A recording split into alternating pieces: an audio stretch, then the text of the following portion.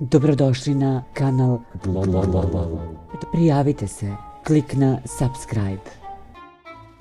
Maja Marinković cijelu noć nije puštala Janjuša na miru, išla je za njim, galamila i smetala mu, nije dala da spava, pa je obezbeđenje morala da je izbaci iz spavaće sobe.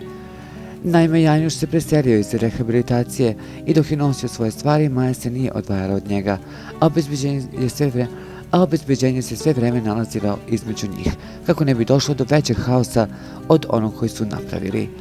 Janjuš je uspeo da uđe u Belu kuću, a Maja je pokušavala da krene za njim, ali je obezbeđenje zbog sigurnosti napravilo živi zid i nije dozvolilo da uđe. Janjuš je uspeo da se smesti u krevet i da se smiri.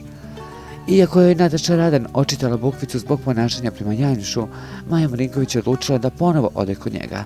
"Došla sam da kažem jednu stvar, ja više ne mogu da podnesem psihički", rekla je Maja.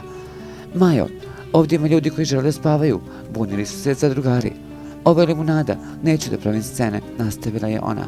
Pomeri se od mene, kraj, nemoj da me štipaš", ulao je Janjuš. "Neću da se pomerim, ja ispadam psihopata, a niko ne vidi šta on radi. Bog sve vidi, sve će ti se vrati. I ja sam nečije dete, polako, dug je život, sve se vrati", govorila je Maja.